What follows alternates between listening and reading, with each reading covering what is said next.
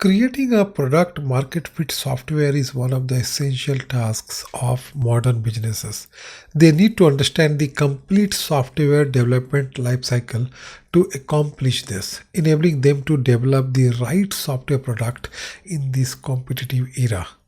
Let's begin by understanding the primary objectives we aim to achieve through this product development process. Our goal is not just to create products, but to create impactful solutions that resonate with our target audience. Every product, from conception to launch and beyond, should be meticulously planned to ensure not only meets but exceeds the expectation of our customers. Through effective product development, we aspire to achieve growth, profitability, and a sustained competitive advantage in the market. Welcome back to another useful topic on our YouTube channel. In this session, we are diving deep into the exciting world of product development. If you are new to my channel, please subscribe and hit the like button. Let's check out the content that we are going to cover in this session. We will start with the current product market statistics and its quite impressive review potential. As we continue, we will take an overview of what is product development and why is the product development lifecycle so crucial. Moving forward, we will distinguish between software development and product development lifecycle. Next, we will draw comparisons between the product development and the product lifecycle. We will unravel the nuances of product development, product management, and product development strategies. These terms often intermingle, but each plays a distinct role in the broader landscape of product innovation and market success. And finally, we will delve into the intricacies of the product development lifecycle, dissecting each stage from ideation and concept development to design, testing, and marketing launch. Each phase contributes to the overall success and sustainability of the product. In this slide, let's understand the product development market stats and the vast opportunity it can bring to you if you want to start the product development journey. These numbers underscore the significance of effective product development, emphasizing the need for businesses to not only keep pace with market trends but also to pioneer innovation. Let's check the stats. The global software products market size grew from $1,333.8 billion to $1,500.2 billion in 2023 at a compound annual growth rate of 12.5%. As per the Business Research Company report, the software products market is expected to grow to $2,357.31 billion in 2027 at a CAGR of 12%. North America itself is expected to remain the largest market for software product development, with a share of 38.8% in 2023.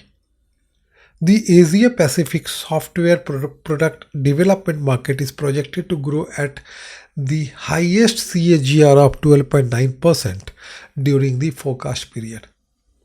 The small and medium enterprises segment is expected to be the fastest growing end user segment of the software product development market, with a CAGR of 13.4% during the forecast period.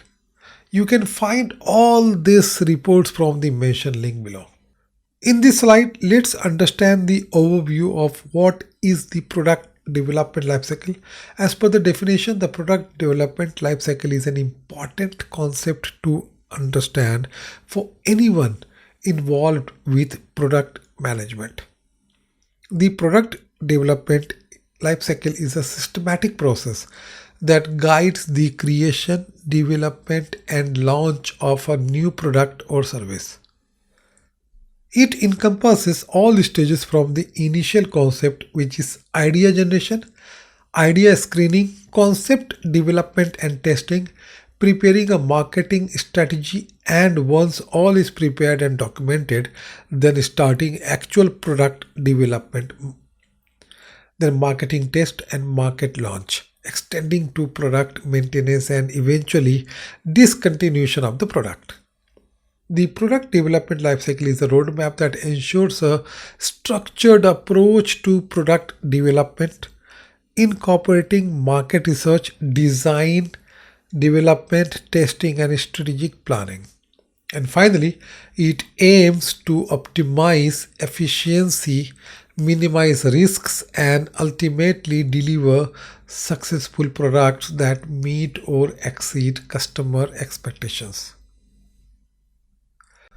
The software development lifecycle and product development lifecycles are both critical processes that organizations follow to create and manage software and products. While there are similarities between the two, there are distinct differences in their scopes. As you can see in this slide, I am quickly briefing about the software and product development lifecycle and their differences. See, software development lifecycle primarily focuses on the development of software applications. It encompasses a set of activities that aim to design, create, test, and maintain software. The key phases of the SDLC, as you all are also aware, that typically include planning, requirements analysis, design, development, testing, deployment, and maintenance. Let me give you a quick overview of each phase of the SDLC as it is illustrated in the diagram over here. As you all know, SDLC starts with the planning phase, where scope of the project is clearly defined. This phase is when you evaluate the feasibility of creating the software or product, its revenue potential, the cost of production, and the needs of the end users, etc.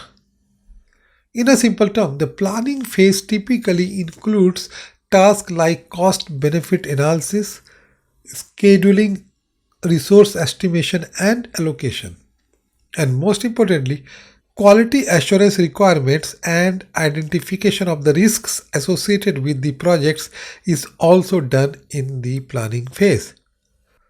Second phase of the SDLC is requirement analysis, where we define and document requirements. In this phase, the development team collects requirements from several stakeholders such as customers, internal and external experts, and managers to create a software requirement specification document. Next comes the designing phase. In this phase, the software design is created, which includes the overall architecture of the software, data structure, and interfaces. Broadly, it has two steps. High-level design document that provides the architecture of software products, and the low-level design document that describes how each and every features in the product should work with every component. Next phase is the development phase. This is the phase of SDLC where the program itself is written out either using a single developer or a large team, each working on different parts of the development. In testing phase, the software is thoroughly tested to ensure that it meets the requirements and works correctly. After successful testing, the software is deployed to a staging or production environment as applicable and made available to end users. In the maintenance phase, this includes ongoing support, bug fixes, and updates to the software. As we have seen, SDLC is mainly concerned with the technical aspects of creating software, including coding, testing, and debugging. It ensures that the software meets specific requirements, is of high quality, and functions as intended.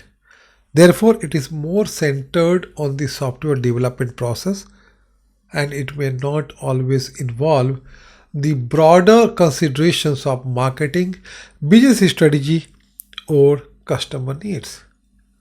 Alright, there are different methodologies that organizations can use to implement the software development lifecycle. such as Waterfall, Agile, Scrum, V model, which is a test-driven model, and DevOps, which is quite a popular models nowadays. Now let's understand the product development lifecycle. Product development lifecycle is a broader framework that encompasses the entire process of creating and bringing a product to market. It includes all the stages from the initial concept and design to the product's launch and eventually retirement. This can include physical products, software, and even services. Product development lifecycle involves not only the development phase but also aspects such as market research, product design, production, marketing, sales, and customer support. It considers the entire life cycle of the product from ideation to obsolescence. Product development lifecycle considers market trends, consumer needs, competitive analysis, and business strategy to ensure that the product meets market demands and achieves commercial success. I will describe all the stages depicted in this diagram of the product development lifecycle in the next slide. For now, in summary, the main distinction between the two lies in their scope and focus. The SDLC concentrates on the development of software applications, ensuring their functionality and quality, while the product development lifecycle encompasses a broader spectrum of activities, including market analysis, product design, production, and marketing to bring a product to the market and ensure its success throughout its lifecycle.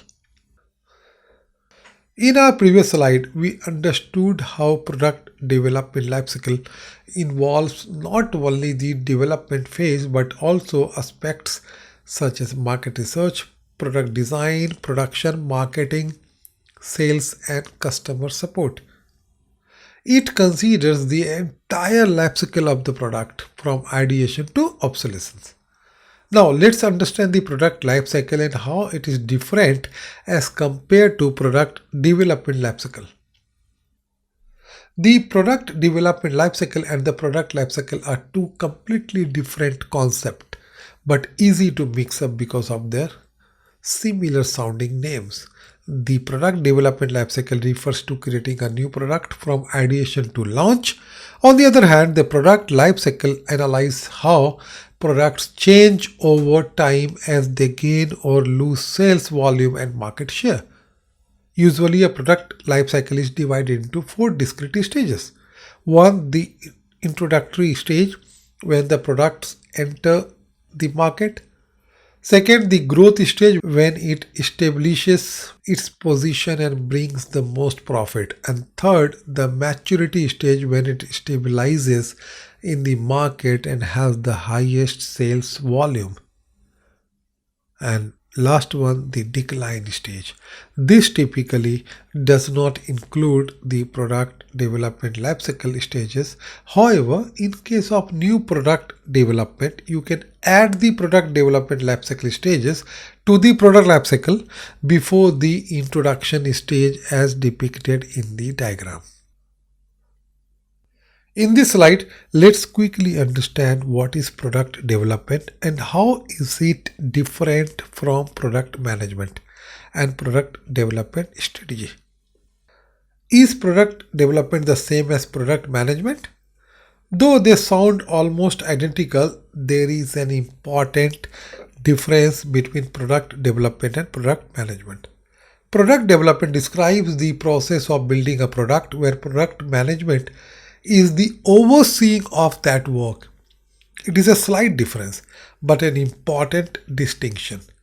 To understand, a product manager who often oversees a team that is in the product development process will lead entire product management. Now let's understand the product development lifecycle versus product development strategy. Two very similar names but two very different functions. Product development lifecycle sets out what the individual stages are from ideation through to launch and improvement, and it is a big picture view. Whereas Product development strategy refers to how the stages of the product development lifecycle are organized and completed. And it is a task focused roadmap for development tailored to the organization's goals and objectives. Now, in this slide, let's dive deeper in all the stages of the product development lifecycle. As we can see in this diagram, there are 7 stages of the product development lifecycle, and that starts with idea generation, idea screening, concept development and testing, marketing strategy, product engineering, market testing, and finally launching of the product to the mass market. We will get into detail of each stage of the product development lifecycle in upcoming slides. As you can see here, a product development process is most often divided into 3 distinct phases and 7 stages, following the classic stage gate model, a value creating practice that drives the development of introduction of new products. According to statistics, 70% of top performing companies use the stage gates model to deliver innovations. These distinct phases are development phase, and post-development phase. Pre-development phase contains 3 initial stages of the product lifecycle. That is idea generation, idea screening, and concept development and testing. In this slide, we will understand the first stage, which is idea generation. This is the initial stage of the product development process, begins by generating new product ideas. This is the product innovation stage where you brainstorm product concepts based on customer needs, concept testing, market research, and analyzing new successful technologies offered by competitors, to name a few. This phase is not about generating foolproof ideas that are ready for implementation. Instead, raw and unproven ideas that can shortlisted later should be discussed. It is a good idea to consider the following factors when initiating a new product concept. First one is target market. It is a consumer profile you are building your product for. These are your potential customers. This is important to identify in the beginning so you can build your product concept around your target market from the start. Second one is product functionality list.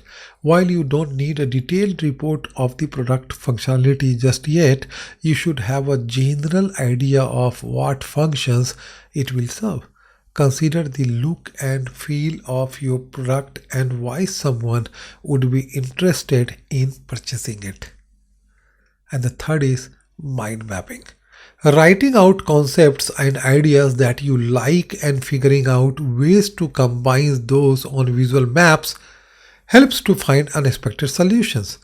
You can use idea management software that includes mind mapping templates. Examples of such solutions are the infinite virtual whiteboard like Mural, Miro, iMindQ, etc.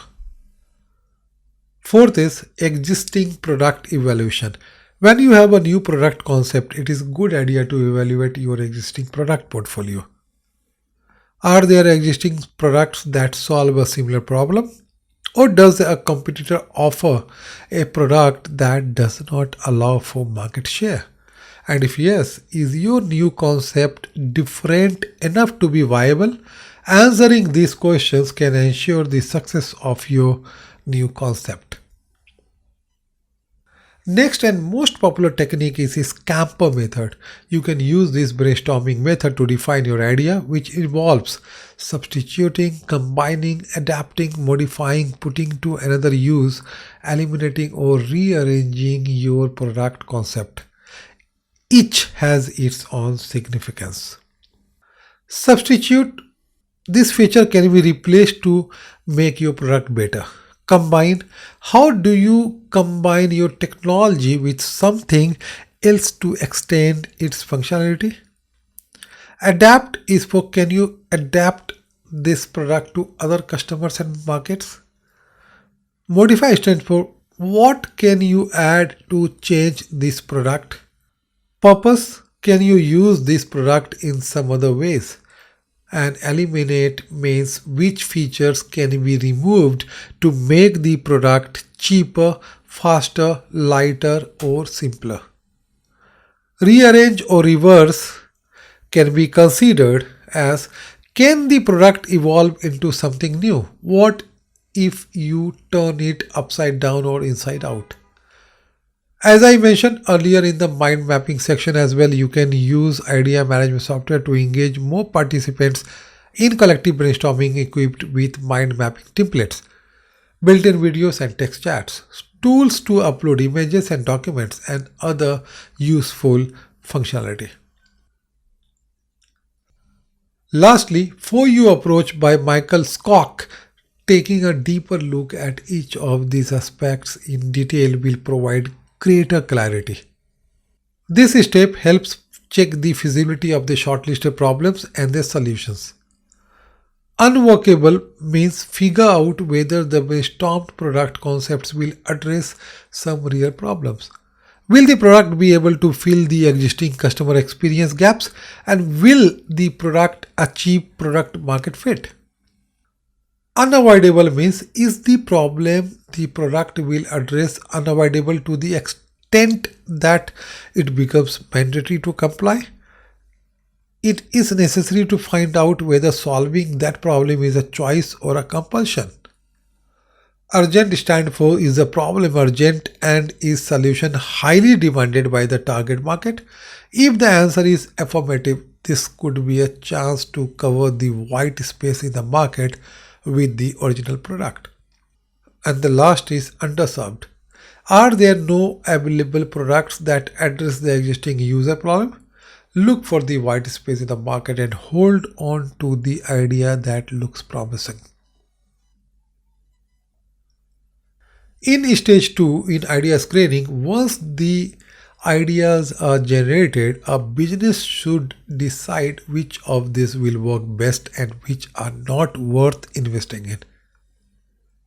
This is the very first of many screening points new products go through, and its main goal is to reject poor ideas, those not aligned with the company's objectives, and thus prevents wasting money on unprofitable projects.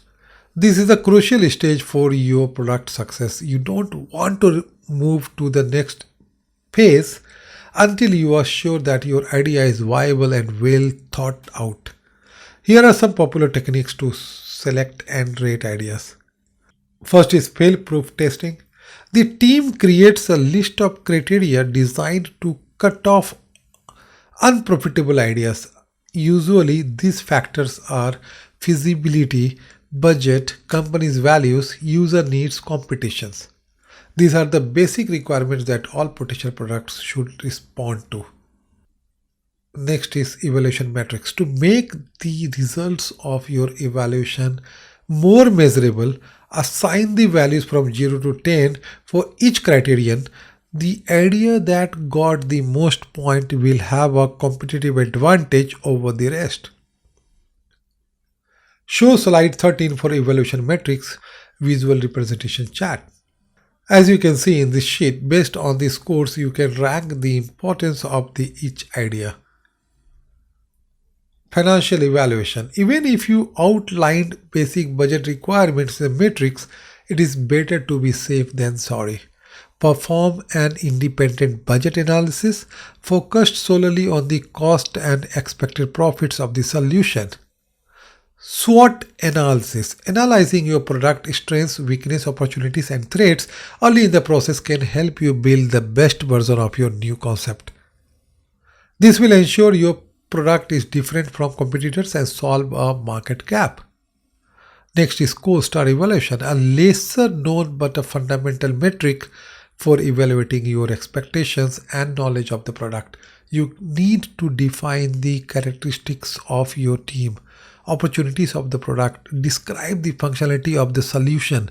Also, determine what team members and skill set you need. Work on the competitive advantages and identify expectations for result. Now let's understand stage 3, which is concept development and testing. This stage helps you understand whether customers really need your innovation. To prove its viability, you should develop a new product concept or a detailed description of the idea from the customer's point of view. The concept reflects the core benefits of a new solution in terms of price, convenience, usability, performance, quality, and functionality. When the details when the detailed description is ready, you should take it to target customers. Concept testing usually involves opinion polls conducted among potential users. By reaching out to them with a detailed product description, you can provide it viable or vice versa. Reject it as not workable. The survey will also help you better understand the expectations of real customers and make improvement to increase the chances of achieving product market fit. These are the easy to follow concept development steps, including quantify gain or pain ratio. A business needs to create an insightful picture of the product from the user's perspective. This can be achieved by calculating the gain pain ratio, where gain means benefits of the product for the customer, what is in it for them. Pain means the efforts made by the customer to understand and use the product. Conduct a competitive analysis. Knowing about existing market players is a critical strategic step to consider. Understanding the competition market, it's easier to infer where the competitor lacks, where is the scope for the improvement, existing white space in the market, and enlist major product features.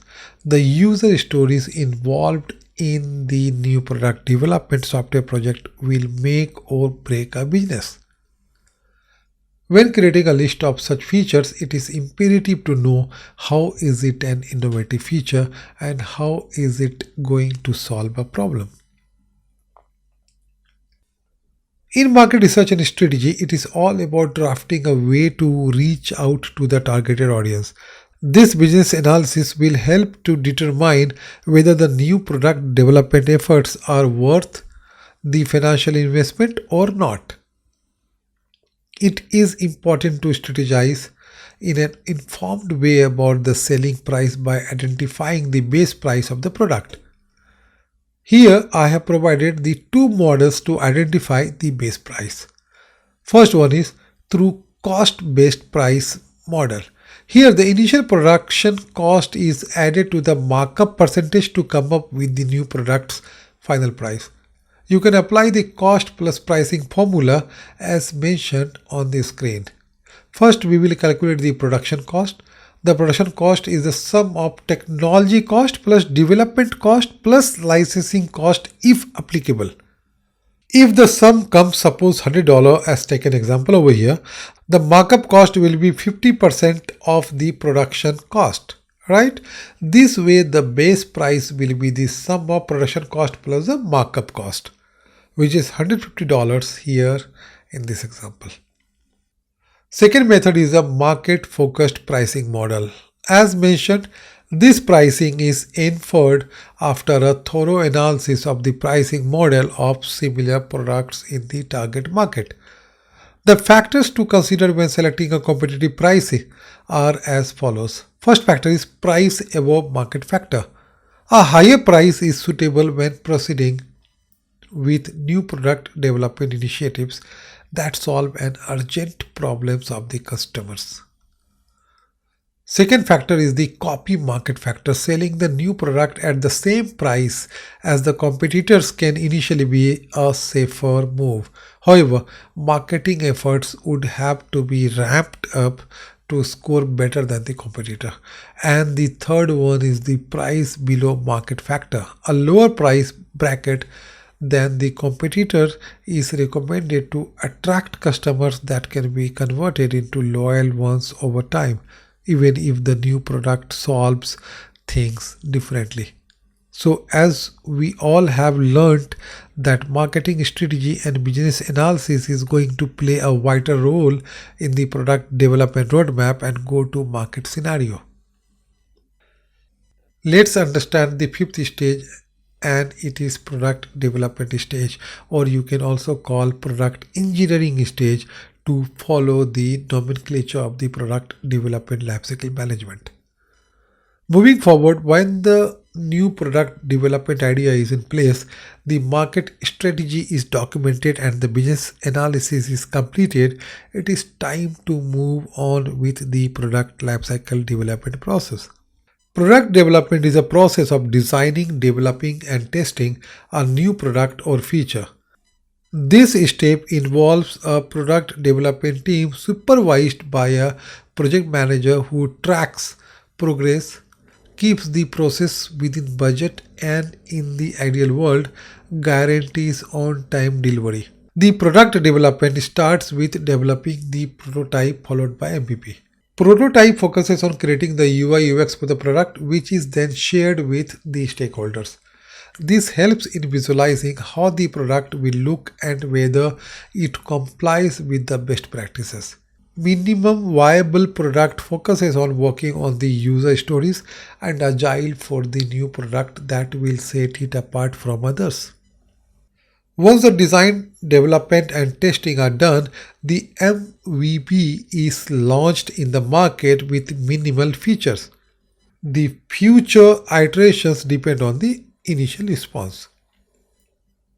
Now let's understand the sixth stage, and it is market testing, post-product development and testing. Once the working version of the product is complete, it enters post-development, the last phase, right? This post-development phase has two stages, marketing test and launching. In the marketing test stage, the new product or its prototype is introduced to a very small market to collect feedback and understand what should be improved before a full-fledged launch. In this step, the company can conduct user acceptance testing, also called end user testing or validation, a type of quality assurance activity we described in detail in an earlier blog. After test marketing, you may need to modify some features or design elements to make your product more useful and attractive in the eyes of your targeted user. After the marketing test, let's understand the seventh stage, which is the market entry of the product. You can also call it the launching stage or commercialization stage. In this stage, the company can finally concentrate on large-scale launch of the new product in the mass market. This step is no less important than generating a unique idea or development of a potentially game-changing technology. The introduction of your unique solution needs to grab the attention of as many people as possible. Three aspects are critical for successful launch of the product to the market. First is customer awareness. In this context, we prepare the product introduction deck or flyers and advertisement in direct social media or even marketing campaigns, organize events and any other promotional efforts by the marketing team that help you build excitement around your product offering. Second is competitive pricing offerings. Through this, you can determine the price based on covering cost and what the market will be. And the third is proper timing of product launching to the market. We got to pick the right time for kicking off your product to the mass market. Consider your schedule, launches by your competitors, and most importantly, the user readiness to adopt your solution. However, let me put the disclaimer over here that you cannot predict and control everything, but once the launch date is announced, try to stick to it. In the end, product development lifecycle management can optimize efficiency, minimize risks, and ultimately deliver successful products to the market that meet or exceed customer expectations. Before we wrap this comprehensive journey through product development lifecycle management, I would like to encourage you to take a moment to interact and be part of my growing community. Firstly, if you have found this video valuable, please give it a thumbs up by clicking the like button below. Your likes help the video reach a wider audience and it lets me know that this content resonates with you. And don't forget to ring that notification bell so you never miss a moment of the action. Secondly, if you are new to my channel, I invite you to join by hitting that subscribe button. By subscribing, you will stay updated on the latest insights, tutorials, and in-depth explorations in the world of product development, lifecycle, and many other topics. Now, here's the exciting part. I want to hear from you. Product lifecycle management is a vast field, and I'm sure many of you have unique experiences, thoughts, and questions about it. So don't hesitate to share your thoughts or experiences with the product lifecycle management in the comment section below. You can write to me if you have encountered any specific challenges or successes in your product development journey. Do you have any questions about any aspect we have discussed today? The comments are your space to connect, learn from others, and gain insights. And as a token of appreciation, I will be actively engaging with your comments, responding to questions, and acknowledging your value contributions. Plus, I might feature some of your insights or questions in future videos as well. Remember, your engagement is what makes this community vibrant and informative. Thank you for joining me today, and I look forward to seeing you in the next video. Until then, keep innovating and mastering the art of product development lifecycle management. Have a great day.